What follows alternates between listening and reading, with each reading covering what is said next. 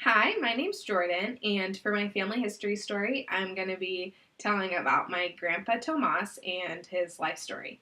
So, my grandpa Tomas's parents immigrated here from Spain and they moved to Texas, and that's where my grandpa was born along with his five other siblings. And my grandpa's mom died when she was 35, so him and the rest of his siblings were all pretty young still. And his oldest sister, even though she wasn't much older than everyone else, took over the role as their mother.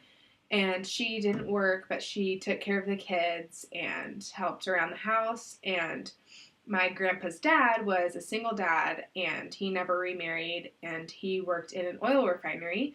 And their family was really poor for most of my grandpa's childhood.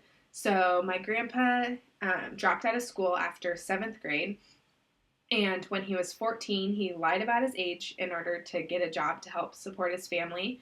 And he worked as an ambulance driver for a while.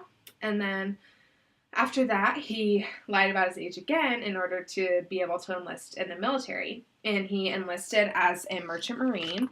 And they went around the world and everything. And then they ended up docking in Seattle.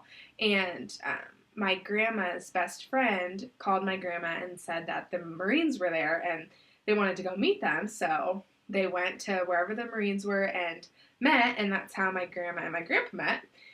And they stayed in Seattle and they didn't date for very long, and then they got married. My grandma's family was very Catholic, so they didn't actually get married in the Catholic Church, which her mom didn't like. So they ended up getting married twice. The first time was not in a Catholic church, and the second time was in a Catholic church.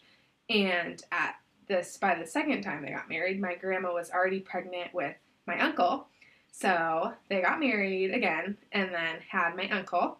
And then 6 years later, they had my mom and they moved to Tacoma, which is where they raised my mom and my uncle.